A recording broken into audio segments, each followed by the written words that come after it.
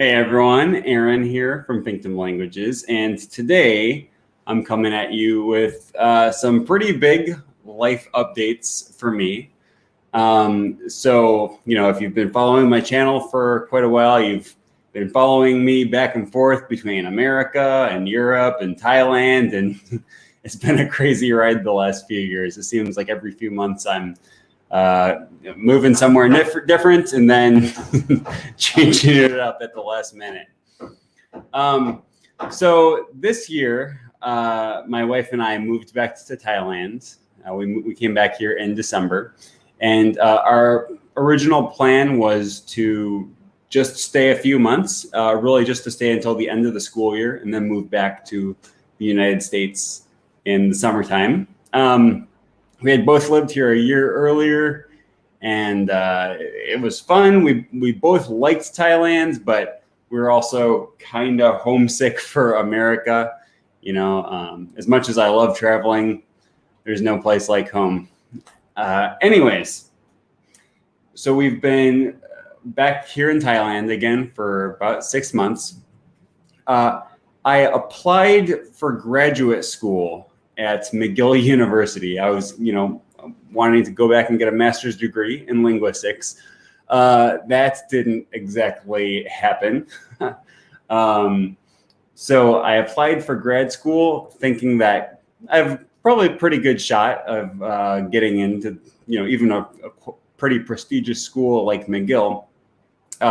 Turns out the graduate program I applied to only had 6 spots available and 185 applicants or something like that. So that was a lot more selective than I originally thought. Sorry guys, I don't know why every time I start doing a live stream, my neighbor pulls out their chainsaw. I don't know what's going on in my neighbor's apartment. Anyways, all of this to say, gosh, is it done? Can you guys hear that? I do not understand why my neighbor always has chainsaw sounds going on in their apartment. Anyways, I won't be living here much longer. Yeah, my neighbor is loud. Yeah, okay, so hopefully they're done. Okay, so our hope was to move to Canada, which, is not too far from home for my wife and I. That kind of fell through, so then we were, sure. Oh my goodness. Everyone's asking, why am I going back? Oh my goodness. Is my wife Thai? No, my wife is not Thai. She's from Virginia. This is the worst timing. As soon as I start my live stream, they start either it's a chainsaw or my neighbor is really farty. Okay, anyways, I'm just gonna keep talking. So when it became clear that we were not moving to Canada, we were like, all right, well, what are we gonna do? I really wanted to just go back to America. As much as I love Thailand, I love my friends here, I love learning Thai. I'm not a city person. I don't love living in the heart of Nantaburi. Bangkok is a nice place to visit, but I need some country in my life. Anyways, but we have jobs here. We have an apartment. It's a low cost of living. We can really easily afford to live in Thailand. I have a lot of time to just work on my YouTube channel. So we thought, you know what? We will live here for 1 more year in Thailand. That was the original thought. And then it also gave me another year to work on perfecting my Thai, which I was really excited about because one of my big regrets about moving to Thailand in the first place was that after a year, I really didn't progress in my Thai as much as I had wanted to. I was working at a English language school. All of my coworkers spoke English. It was really hard for me to immerse myself. I've tried harder. I'm making excuses. Like, I could have tried harder to work on my Thai, and I didn't. And that's okay. I had other priorities at the time. So now, spring of 2021, my wife and I were trying to figure out what we would do, and we decided we would stay here for 1 more year, kind of help set us up for the future. And so that's what we decided. We were basically planning on staying here for another year. This guy is killing me. Like, what are you doing?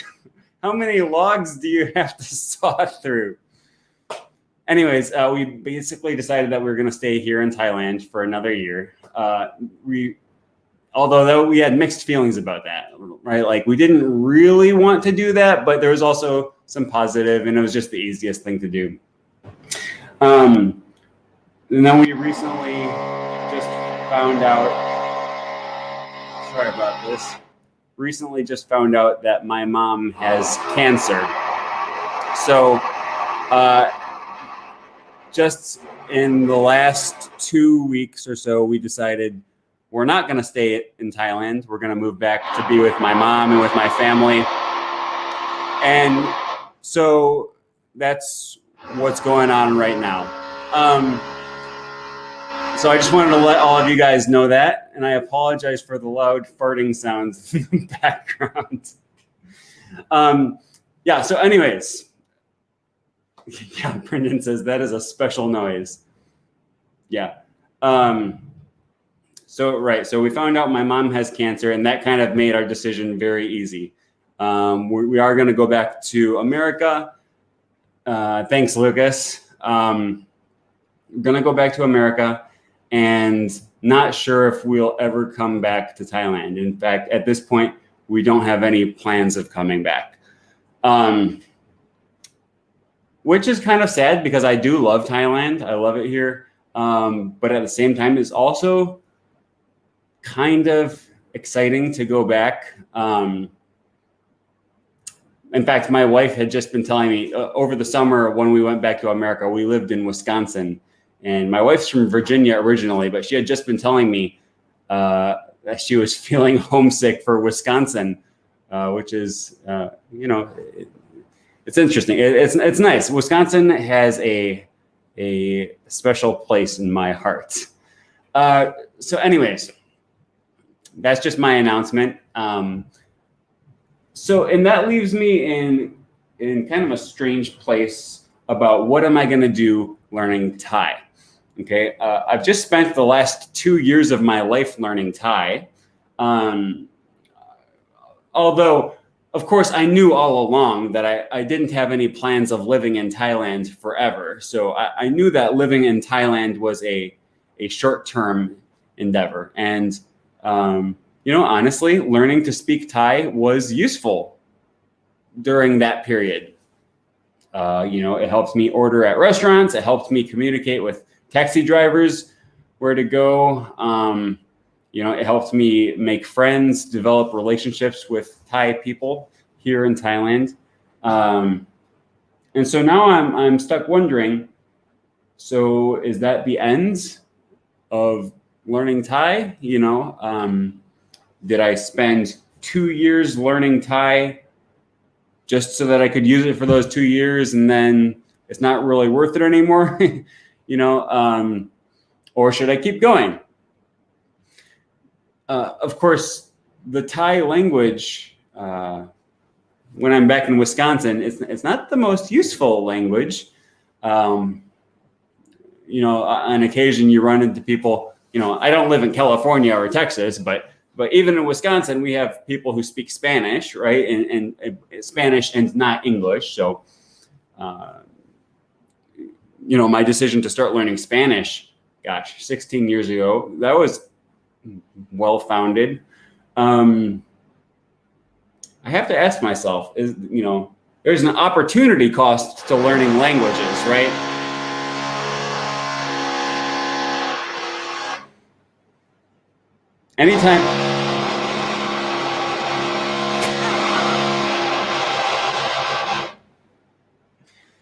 anytime. What are they doing?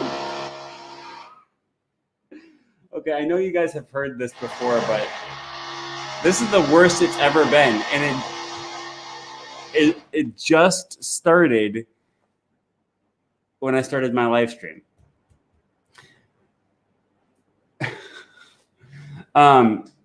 Yeah, do they wait for my streams to start? Exactly, that's what it seems like. Yeah, so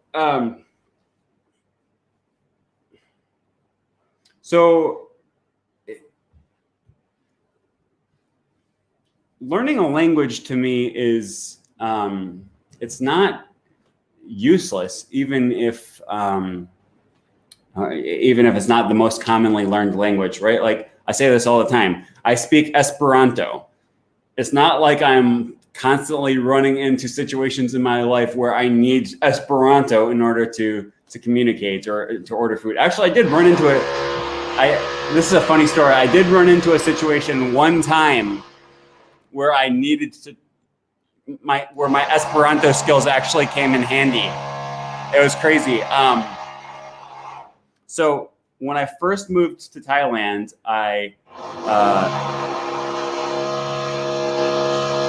can you guys still hear me if I just talk over it? I know it's super annoying. It's terrible. I'm sorry.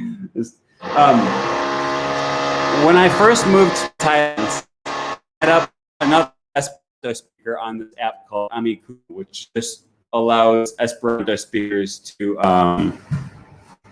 find each other and hang out, right? So I met with this guy who's from Brazil. It's actually quieter if I keep talking over it. Okay, good. I'll do that. So I met up with this Esperanto speaker from Brazil. He came to visit. He was visiting Thailand. Okay, and so we met up and we went out to eat. Right now, this is a Esperanto speaker from Brazil. He really doesn't speak English at all, and he also doesn't speak Thai. So the only language we can communicate in is Esperanto. That's the only language we have in common. And then he and we go to this restaurant. His wife came too, and his wife was Vietnamese. She also didn't speak any English or Thai. So we go to this restaurant, and these people have some very specific dietary restrictions. Like they can't eat everything. They had to be relatively picky about what they could eat. And the only language we could communicate in was Esperanto. So there I am sitting translating for this Brazilian guy and this Vietnamese girl in Esperanto. I'm communicating with them in Esperanto and then translating into Thai for the waiter. And I just remember sitting there and they kept asking back and forth, well, can we get the rice on the side without the shrimp, or can we get, asking all of these very detailed things. And I remember thinking, this has to be the first time in my life where Esperanto has ever actually been useful for me as opposed to just fun.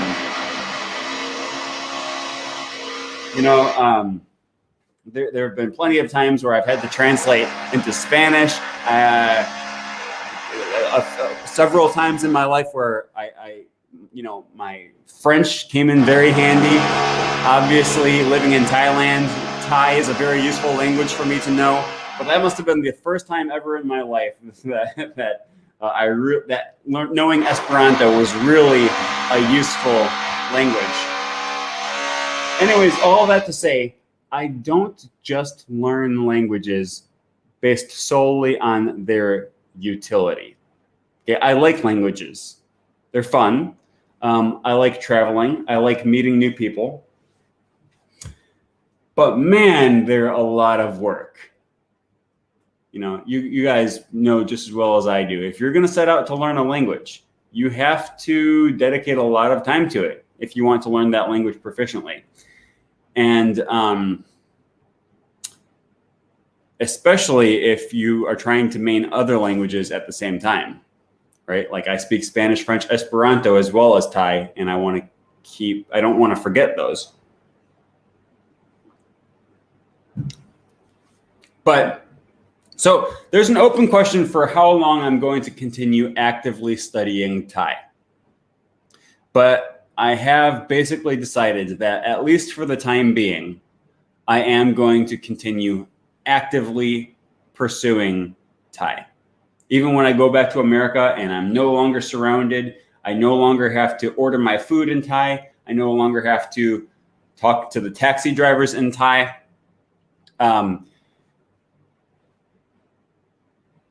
It won't be a super useful language for me there, other than I probably will still on occasion go to Thai restaurants.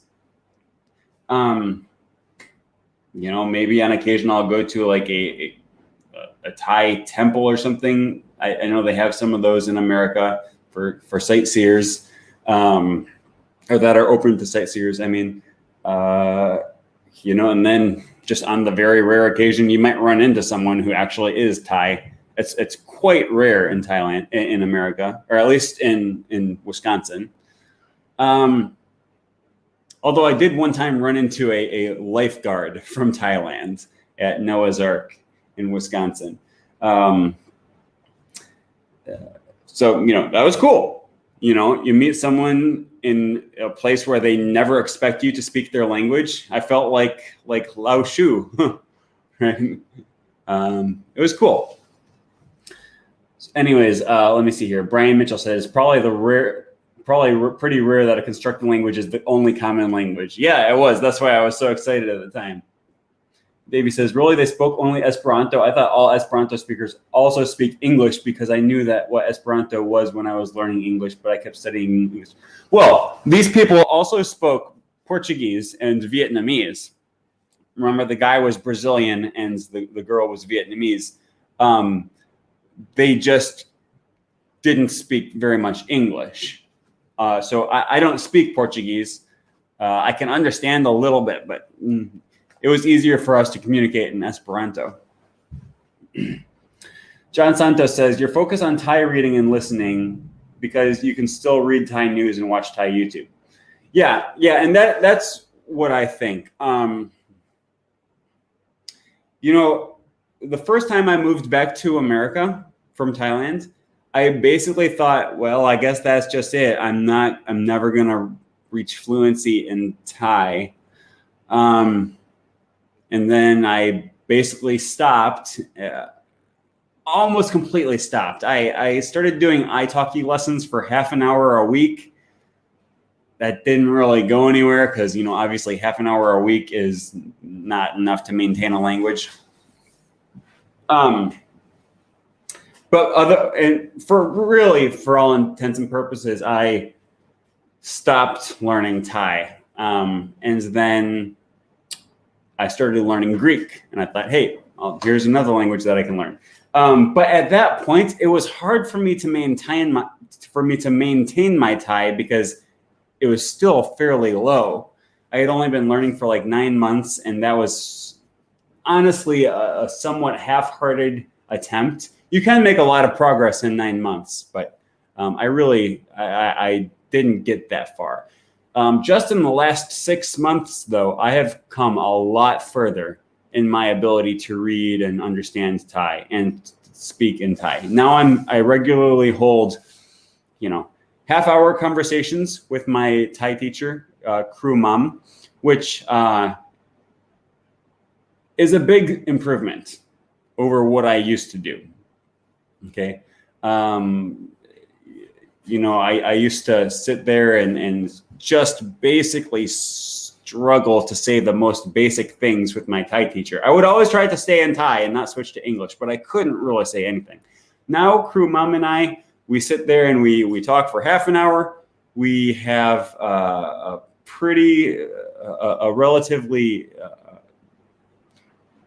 we can discuss a relatively broad range of subjects.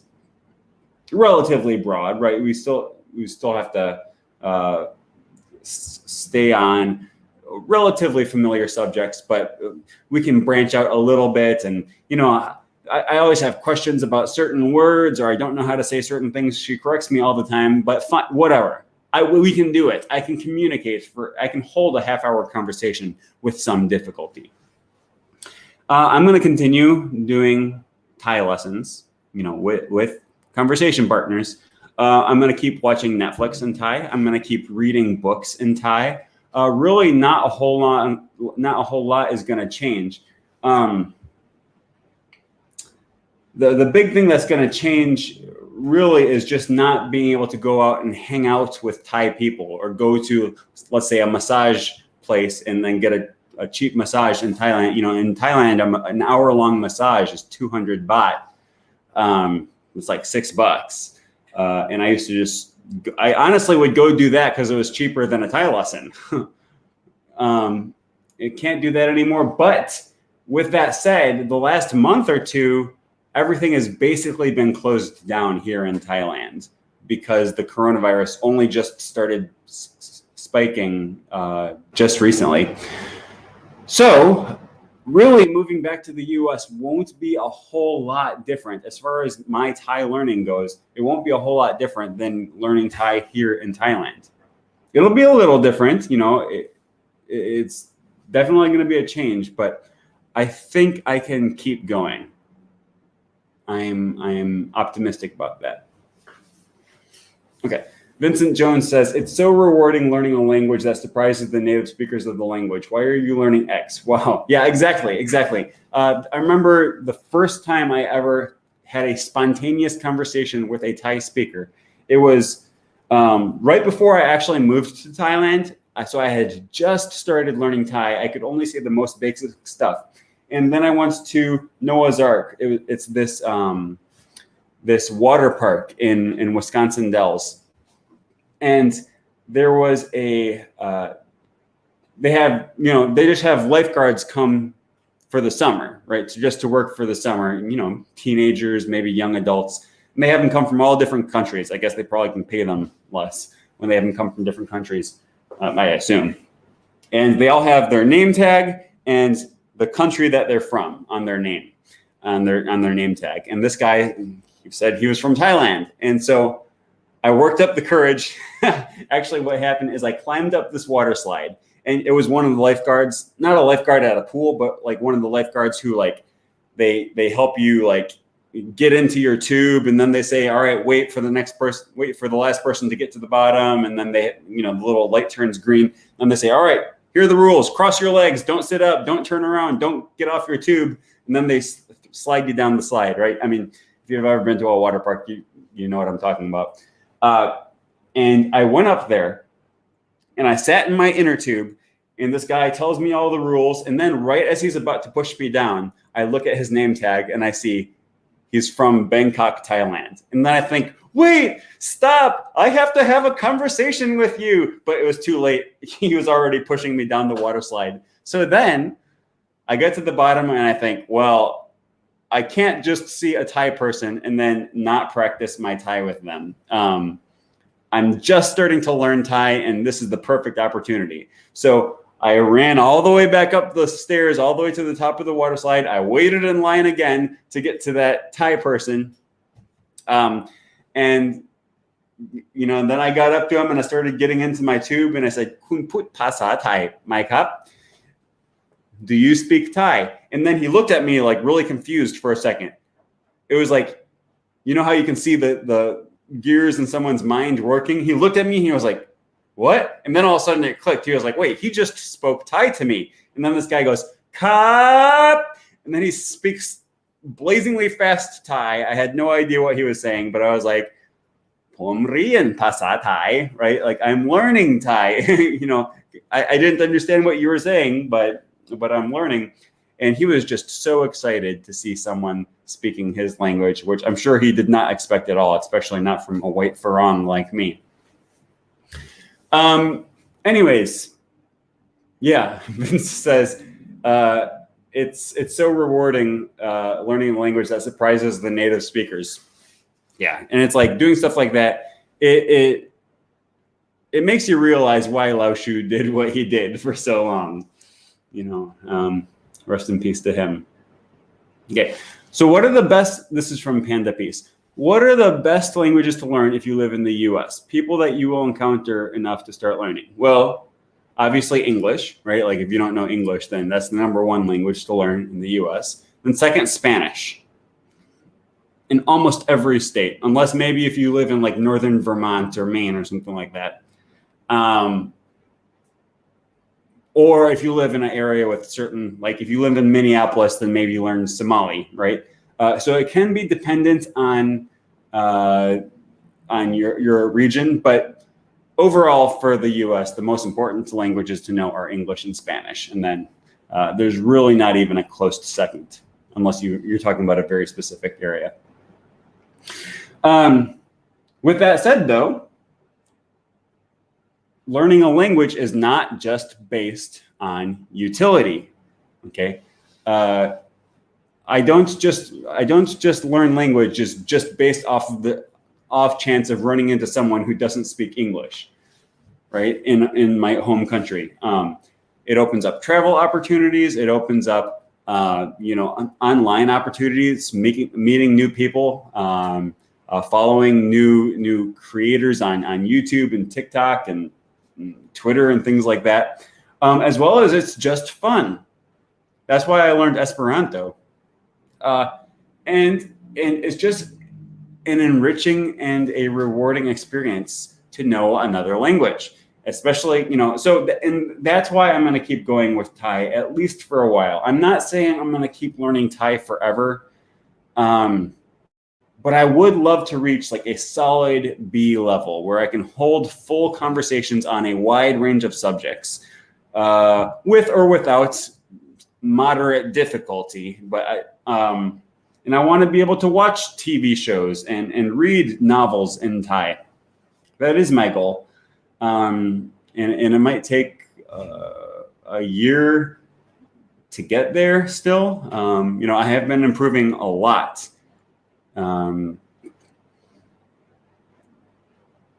But I'm a person who loves languages, and I definitely want to start learning other languages as well. So I can't allow Thai to have a monopoly on my language learning time. Although I have decided that I'm going to keep giving it some time. I will keep working on it.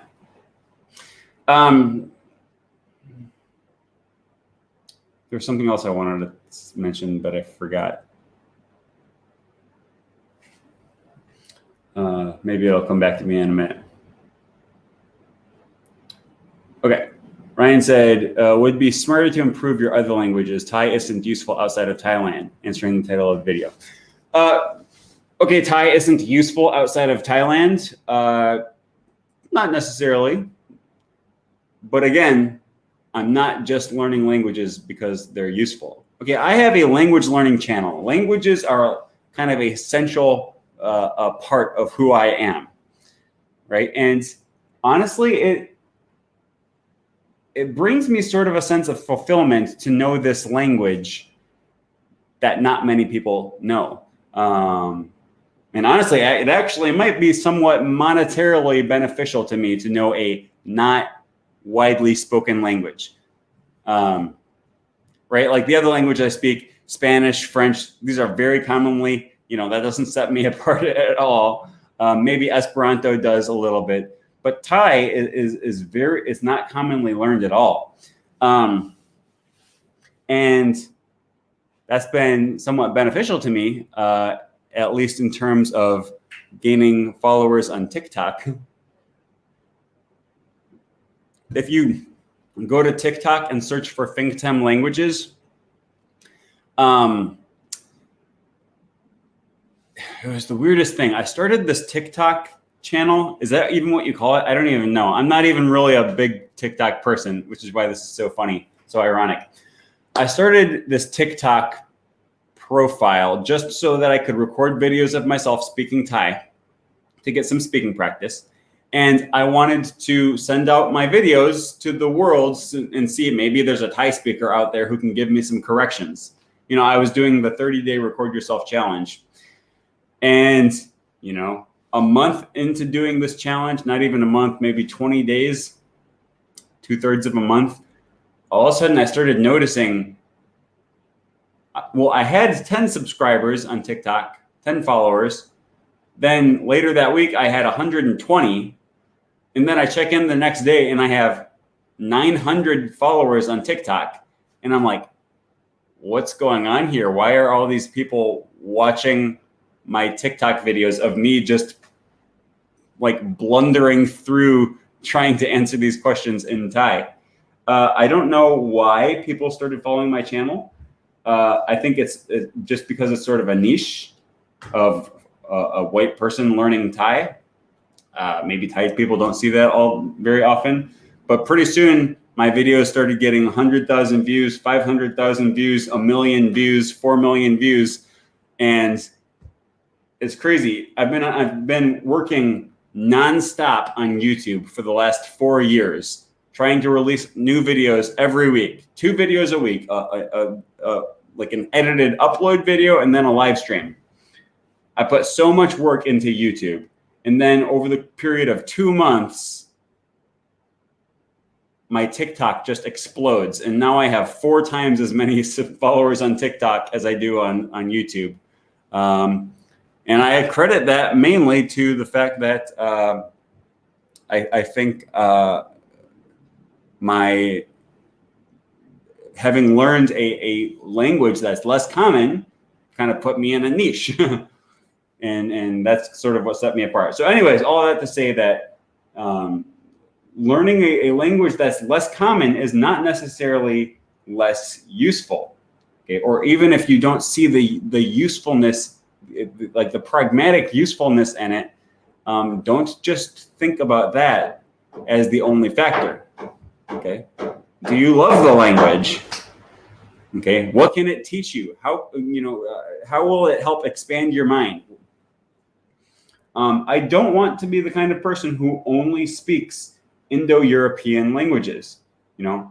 I loved learning Spanish, French, Esperanto, but it's given me a new experience to learn a language that is so vastly different from all the other languages that I know. Thai is tonal. It doesn't have any tenses. It's what do they call it? A synthetic language or agglutinating. I don't remember. It's a synthetic language. There's no prefixes or suffixes in Thai. You have to really reframe your mindset in order to learn Thai. And it's very different than anything else I've ever done, but that's what makes it worth it. So I'm going to keep going for a while. I just don't know how long. Well, I guess if my TikTok keeps exploding, then I'll probably just keep learning Thai for as long as possible, because then it's monetarily valuable to me. I haven't made any money on TikTok yet, but hopefully someday I will. That's another thing. When I moved back to the States, I meant to make this announcement earlier on. Yeah, but when I moved back to the States, so I mentioned, for those who are just joining, I am going back to the States in just a few weeks. We found out that my mom has cancer. And we had been kind of debating whether we would stay in Thailand or go back to the States, and that just made our decision easy. And I am excited to go back. Like, my wife and I were homesick. We were wanting to go back to the States. It's sad to leave Thailand, but we are excited to go back. And the other part of being back in the States is that while we were living here, my wife's job pays for our apartment, so we have a free place to live. We both have jobs. Cost of living is cheap. I'm able to work from home, just doing private lessons online, and then the small amount of money I make on YouTube. When we go back to the States, I'm just going to have to find a job. We're going to, so my YouTube schedule probably for a while is going to be more sporadic.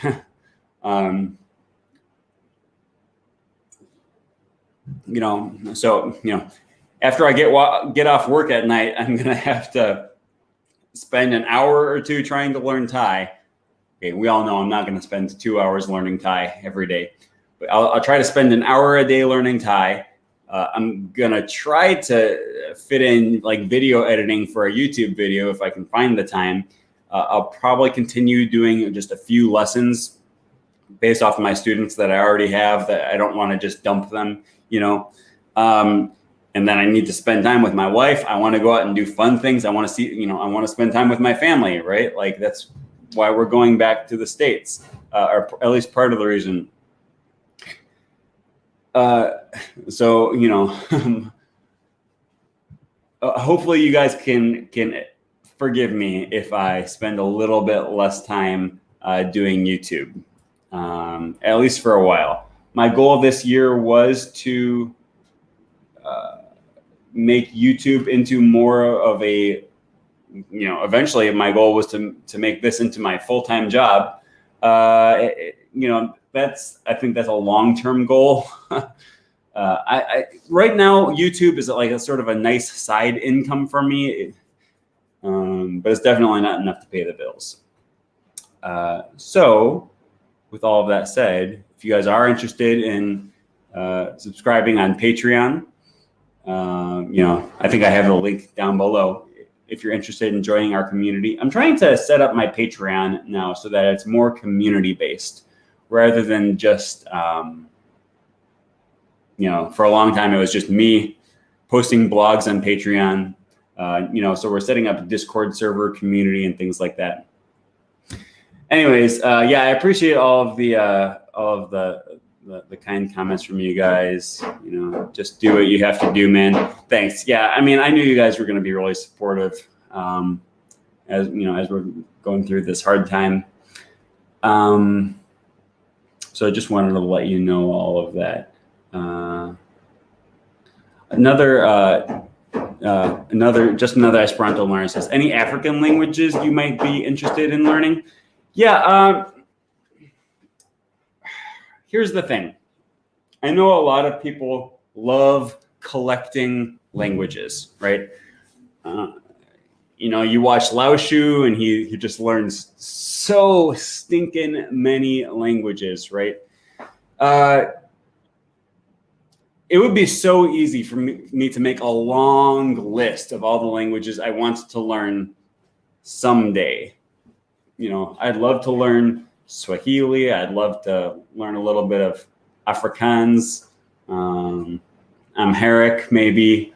I'd love to learn some of the click languages, honestly, just because they're so different, just to see how different languages can be. So, or is it like a Xhosa or something like that? Xhosa, something like that. It's like, is it like XHOSA? Or something along those lines. Some of the languages that have exclamation marks in them, not to fetishize the exotic languages, but just because I want to learn things that are so different from what I already know. I think it's important to expand your mind and not just stay in your comfort zone.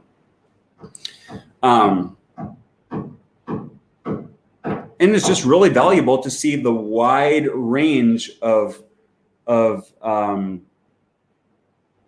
possibilities that languages can have. I don't want to have a narrow view of languages, right? Like the first 3 languages I learned were, well, aside from English, Spanish, French, Esperanto. Esperanto isn't technically an Indo-European language, but it's based off of Indo-European languages. So it's like, that's a very narrow view of the variety that is possible in language. Thai has helped me expand that a lot. Okay, there's a lot of things in Thai that don't make sense to my Indo-European mind. So all that to say, I am interested in seeing the wide variety of languages that there are. Jared Jones says, a friend and I have been learning Korean on and off for the past 6 months, but being in college classes makes it difficult. This summer we plan to really get going at it. Yeah. I mean, learning a language, it takes a lot of dedication. Okay, you can't learn a language half-heartedly. That said, not all of us have the opportunity to put forward that much time and energy and money towards learning a language. So you do what you can, right? And then when you can, if you stick with it, eventually you'll get to the point where when you can, you can start making actually a lot of progress. Yeah, summer sounds like a great time to start really hammering on your Korean. Then Jared says, any advice or anything for two people trying to learn a language at the same time? Yeah, are you going to be together a lot? The sound like there's a lot of Korean TV shows on Netflix, a lot of Korean movies. Get together and watch some of that. It's not wrong to watch a Korean movie with English subtitles if you're in the beginning stages. You said you've been learning on and off for 6 months, so you probably don't speak very much yet. Watch a Korean movie with English subtitles. Just get together just to hang out, right? Like if it's your friend and you watch movies together already, then that's just something that you already do. Make it Korean movies. Don't count that as study time, though. Anytime you're watching a movie with English subtitles, that's not dedicated to your study time.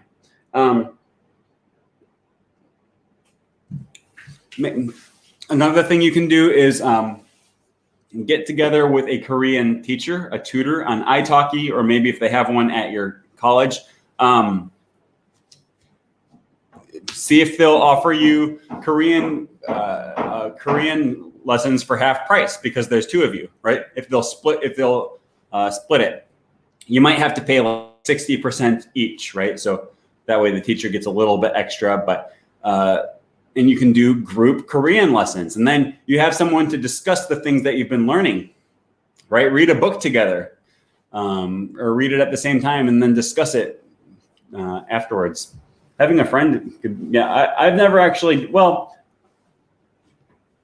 I shouldn't say that. I guess when I learned Spanish, I had a few friends that were like at the same level learning Spanish with me.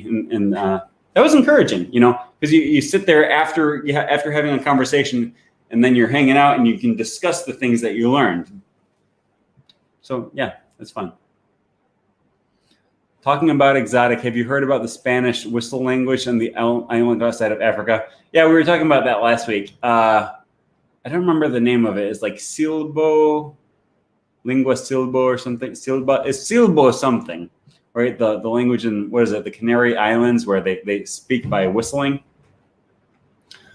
Okay, why don't you do the Laoshu or cinematic type of videos of surprising people in public with a hidden camera? You would get some good views. Yeah, I loved watching Laoshu's videos. Okay, here's the problem with that.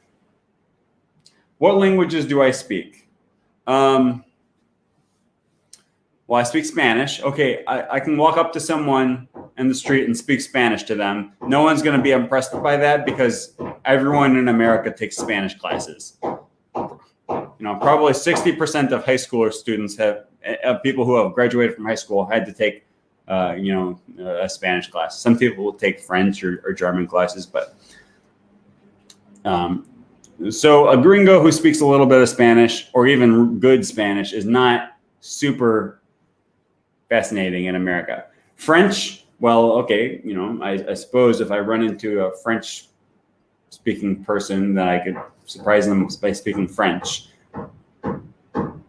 But, again, a solid minority of people who have gone to high school in America practiced French, right? So it's not going to be the most surprising thing in America to speak French. Thai, okay, I suppose if I run into a Thai person in the street, I could videotape myself speaking to them. Esperanto, well, where do I go to find Esperanto speakers? I have to go to an Esperanto convention or an Esperanto conveno, a meetup, right? At which case, it's not at all surprising that there's going to be an Esperanto speaker there. Okay. So Aggie says, my best to you and your family. Thanks, Aggie. I don't see you totally giving up on Thai, but dialing it back as you focus on multiple life changes seems inevitable. Yeah, Yeah, and it's sad because like I have been making so much progress in Thai. You know, gosh, can you hear this hammering now? I guess it's not as bad as the chainsawing they were doing earlier, but still annoying. Yeah,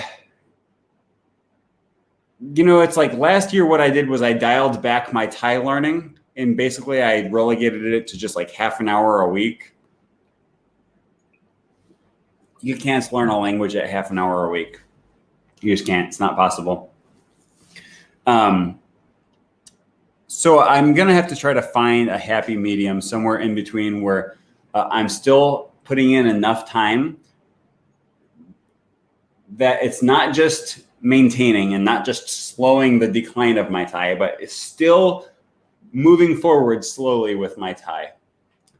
And I'll have to probably take some fine tuning, but hopefully we'll still be able to make some progress there. The good news is that now I'm getting to the point where I can start watching Thai shows on Netflix. I can start reading Thai books, which is a lot more enjoyable than the methods I had been using before of like going through Thai Pod 101, which really was just boring. So Anne says, I think it depends on personal preference. I only know 4 languages, but I'd love to upgrade them and try acquiring them rather than looking for something new. Yeah, I think Anne's talking about a lot of people make a distinction between learning a language and acquiring a language. Okay, that's a technical distinction that a lot of the experts use. I tend to use those terms interchangeably, like acquiring a new language or learning. To me, they honestly sound like they mean the same thing. In the technical usage, if you learn a language, that's based off of studying, book work, memorization of grammar rules, trying to fill your head with knowledge about how the language works. Whereas acquiring is the more natural approach of just exposing yourself to it a lot and getting a feel for how the language works. So it's more subconscious. You might not be able to explain all of the grammar rules, but you just will eventually develop a sense of what works in that language and what doesn't work. Okay, and of course, that's what you eventually want to be at, because if you just memorize grammar rules, eventually you'll forget them. But if you acquire the language naturally, that's a lot deeper, and it will stick with you, and you'll be more accurate in the language as well. Excuse me.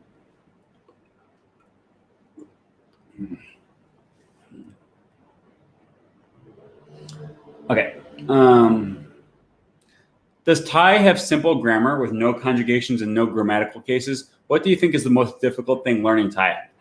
Yeah, to some extent, Thai has extremely simple grammar. Very, very simple. Okay. There's no tense. All right. It's not I went to the store, I go to the store, I am going to the store, I will go to the store, I will have gone to the store. Right. It's none of those things. It's just I go to store. Okay. No tense that you have to memorize. There's no articles. So the, and, you don't have to memorize articles or know which article to use. No grammatical gender like in Spanish or French. Almost everything is optional, right? The pronouns are actually somewhat complicated in Thai, but the good thing is that pronouns are usually optional. So rather than saying I went to store, I could literally just say go store, go to store, and that means I went to the store. The I is kind of understood as it would be in maybe in Spanish. So grammatical gender, tense. There's no plurals. There's no singular or plural. Everything is just a singular, I guess, or just doesn't have a distinction on number. Lots of stuff like that. There's no prefixes or suffixes. You never have to remember how to add certain prefixes on, right? Everything is just individual words in Thai. So in some sense, the Thai grammar seems to be very, very simple, at least in comparison to what we would expect if you have learned several Indo-European languages.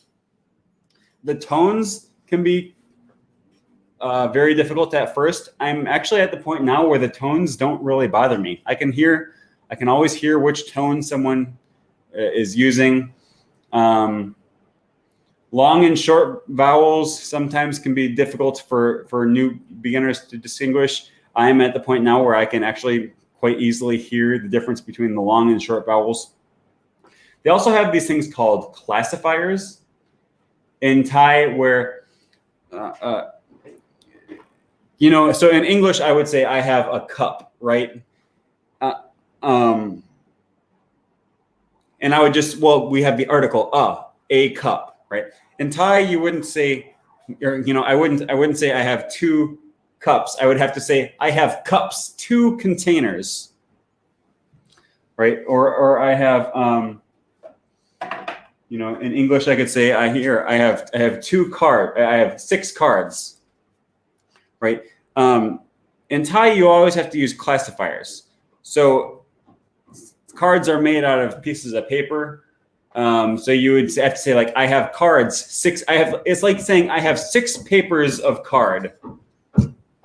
Or I have 2 containers of cup, right? If you have a bunch of books, you have to say like, I have 5 units of book. So everything has a unit. Whereas in English, you would just say, I have 5 books. You don't have to use a unit for books. So that can be difficult to memorize all of those things in Thai. That was a probably very overly long explanation for that. But anyways, there you go. Okay.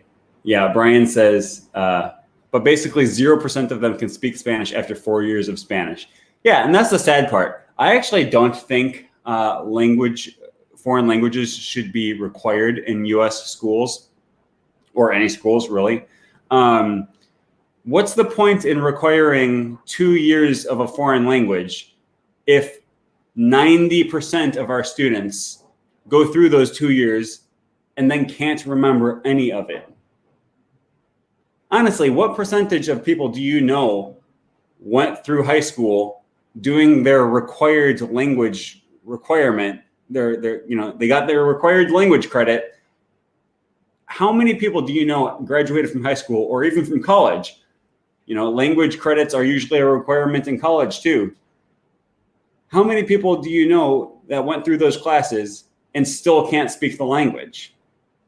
Almost all of them, right? Unless it's someone who wants to become a major, like a Spanish major or a French major or something like that. Learning languages in school is not the right way to learn a language. Now, classes in school can help if you're doing other things along the way, but it's that other stuff that's important. We see things backwards a lot of times, especially in America. You think, well, I'll go to school, I'll do my lessons, I'll do my homework, I'll read my textbook, I will complete the exercises in my workbook. And then if I have time afterwards, maybe I'll even watch a movie in Spanish or read a novel in Spanish as something extra. No, that's backwards. Watch the movie in Spanish, read the novel in Spanish. That's how you learn. Find a pen pal, on Hello Talk and message them every day. That's how you learn Spanish. And then if you want to do something extra, take a class. If you want to read a textbook, fine, knock yourself out. That's not how you learn a language. Right? We have things so backwards. Classes in America continue to teach languages in the least effective way. This is kind of a rant. I'm sort of passionate about it. I don't know why we spend so much time wasting our students' time. This is coming from a language teacher. Okay, I taught middle school English,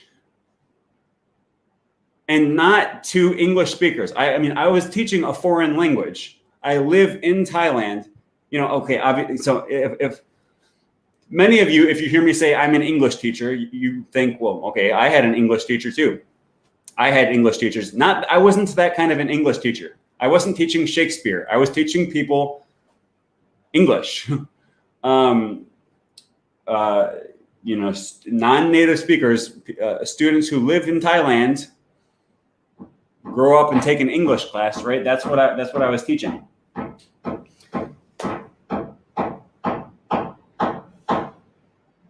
Of course, my students, you know, they were more advanced, right? And and the way I taught my class, it's all in English. It's an immersion class. So yes, we read novels, right? Because that's comprehensible input. Language classes don't work if you say, all right, open your textbook to chapter 1. Now we're going to learn how to conjugate irregular verbs.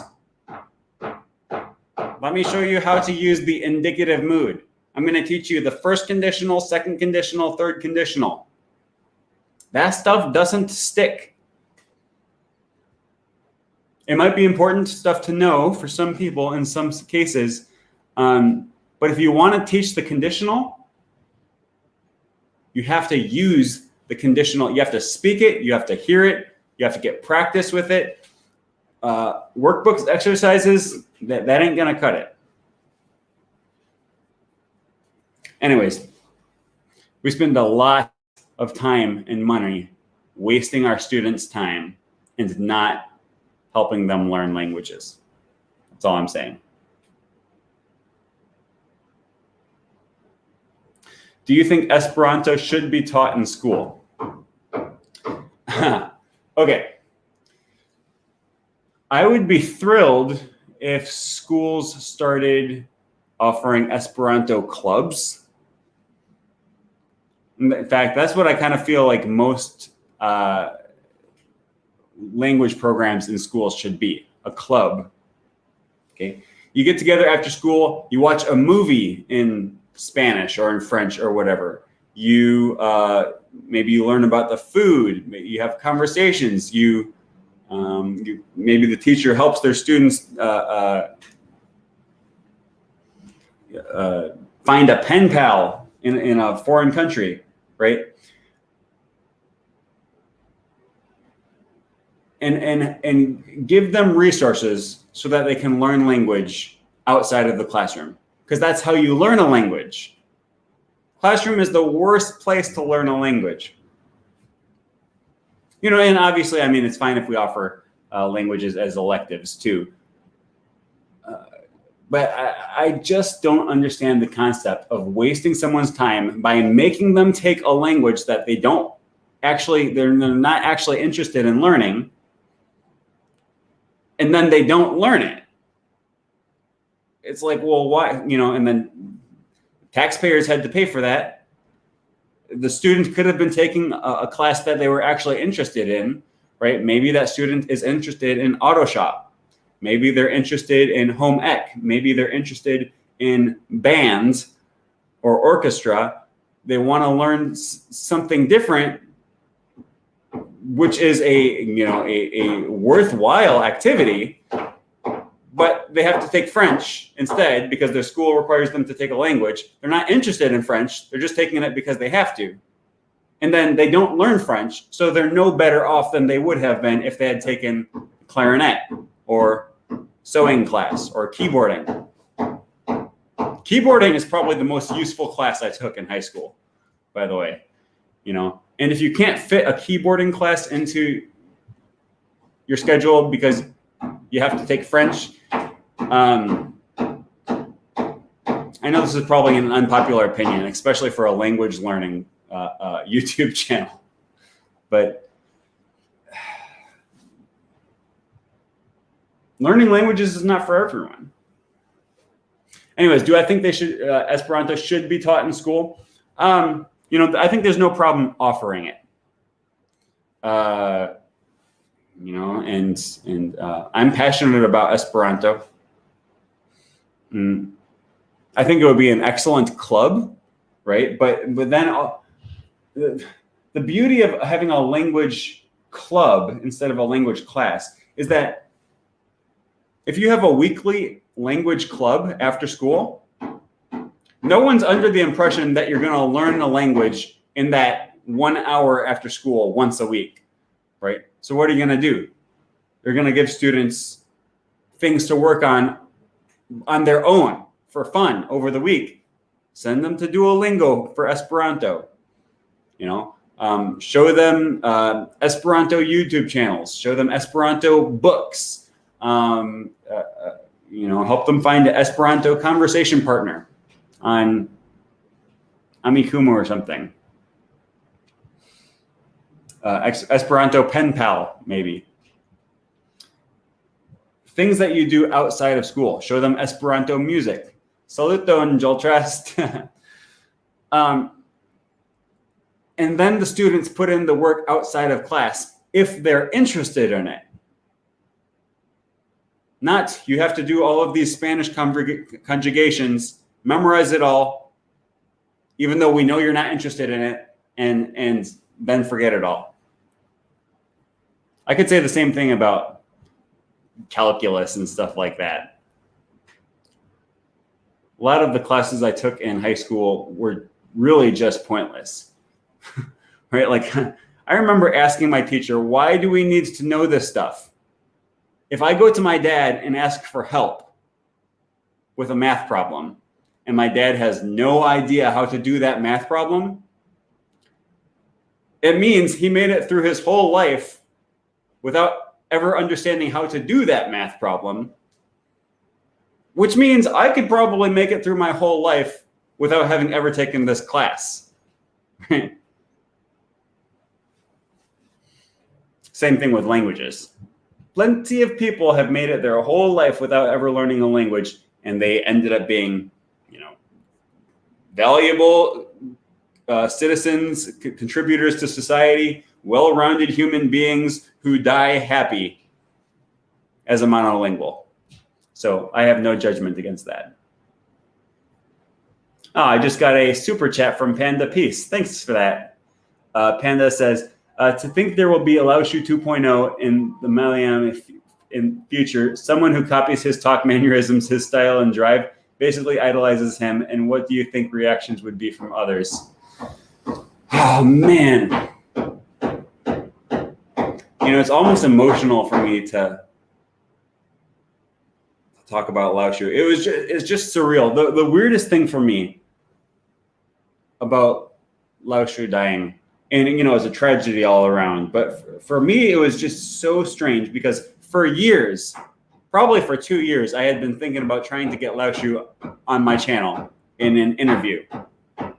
Right, I had been watching his stuff for years. I loved his videos. He had actually reached out to me a few times. He started reading my language learning books. The little dragon and zombie girlfriend. Which, if you're interested in those, you can check them out in the link in the description below. So he actually reached out to me for the first time, and I was like, "Holy cow! Here I am. I have like 2,000 subscribers on YouTube, and this huge 1 million subscriber YouTuber is messaging me, asking me about my books." I was pretty excited about that. He was just a super real guy. He wasn't like high and mighty even though he was quite the celebrity. He had 1 million subscribers, or more than 1 million. I don't even know how many. But he wasn't too elevated to interact with me. And so for years I had been thinking about asking him to do an interview. Finally, I decided I'm finally just going to do it. I messaged him. He was like, "Yeah, man, I'll do an interview with you." He was just really cool, down to earth guy. So we sat down and did an interview together on this channel. I don't know for sure. I think that was probably his last online interview on YouTube, because just like 2 or 3 weeks later, he was dead. And I was like, I know it doesn't make it actually any different, but for me, it was one of those things where it's like, what? He's dead? I just talked to him. How does that make it any weirder that he's, I don't know. That was like psychologically that was going through. I was like, I literally just talked to him. That's so weird. And now he's gone. So I'm glad I was able to get that in before he died.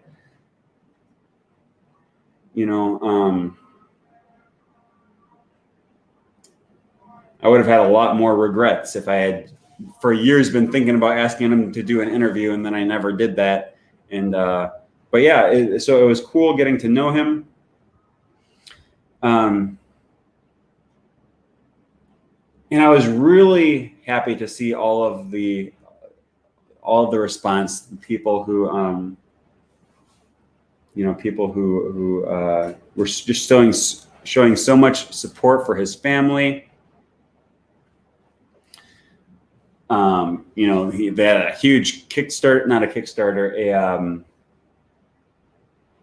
what do they call that? They had a huge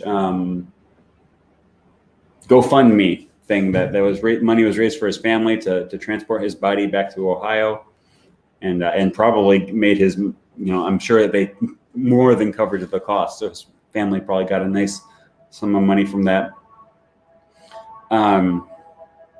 And it's just all the videos that people have been posting in his memory, people going out and doing the bold language learning thing, doing videos that he used to do. And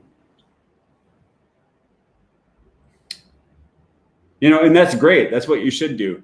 A lot of times on this channel, I talk about the distinction between the all input approach, where you have a long silent period of reading and watching movies and listening without ever speaking, on one extreme, and then on the other extreme, you just speak to people as much as possible. Speak from day one, right? And I think Lao Shu he knew what he was doing, man. If you go out and you just talk to people and you just have a conversation with them in your target language, you're going to learn, right? It takes guts to do that, but that's what you need to do.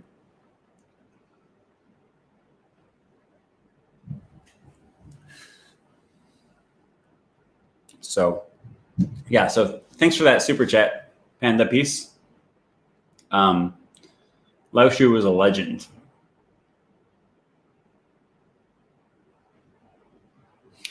Anne says, I'm Vietnamese and I so understand your struggle in learning Thai accents, tone, and vocab. It's like a nightmare for you guys. Yeah. You know what, though? I've actually, the tones and stuff, I've actually come to peace with them, sort of. Like, I can hear tones, I can produce them. It might not sound totally native-like, but I can at least make a distinction between my, right? Like, they're different words to me. I can hear them. They sound like different words to me now. As opposed to someone who's never learned a tonal language, you think, my. That's just 5 different ways of saying the same thing. No, I hear it now. It's really cool. Brian says, maybe the CI-based comprehensible input-based instruction classes reach intermediate, but I don't think there's enough hours/years in classes to mostly uninterested students. Yeah, and that's what I've been talking about for a while. We know that comprehensible input and conversation practice is a lot more useful than the grammar-heavy approach. Oh, sorry, I just realized I have another super chat. Thanks for that, Panda. Okay, Panda P says, I wrote some errors, but what if someone was able to imitate everything from Lao Shu and did everything like him? How would the community react to this? That would be amazing. I think, okay, so Lao Shu's approach was mainly just to go out into the world and speak, right? And there's a lot to recommend that approach. Now, there's a lot of good stuff on the other side of the spectrum too, right? Staying inside, just reading a book, just watching in the comfort of your own home. It's easy. It's low stress. You're relaxed, so you can take in a lot of material. Okay, a lot of people recommend that, and I totally get that, and they're right. Comprehensible input is very, very valuable for learning new vocabulary and stuff like that. That's one end of the spectrum. Lao Shu had a very different end of the spectrum. Go into the world and talk to people. Practice speaking the language with someone. It's not comfortable. It's hard. It's terrifying. But you're getting a lot of practice speaking the language that way, right? Okay.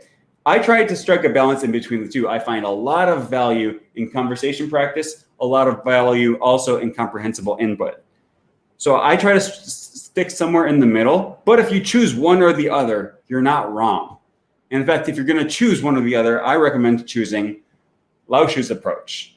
Speak as much as possible, speak from day one, go into the world. It's not comfortable, it's terrifying, but you will learn if you do it.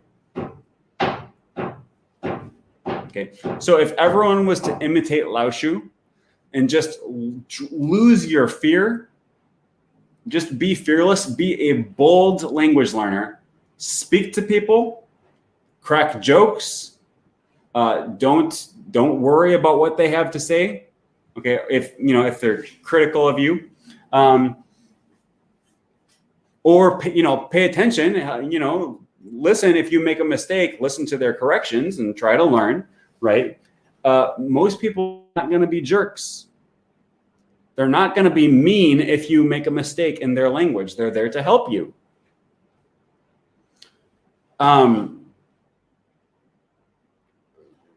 So I think that's great. If everyone started going out and doing that, we would have people who are a lot more capable of communicating in their target language. Anyways, I'm going to have to go now.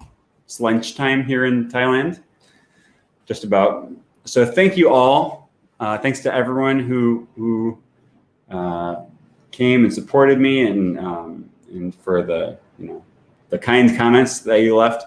Thanks to Panda Piece for the super chats, and to everyone else who has been supporting my channel on Patreon and by buying my books and things like that. I will definitely still be here working on YouTube. Might be a little bit toned down for the next few months, but Joel Trust says, sorry about your mom, Aaron. Thank you. Thanks. I appreciate that. And I'll see you guys next week.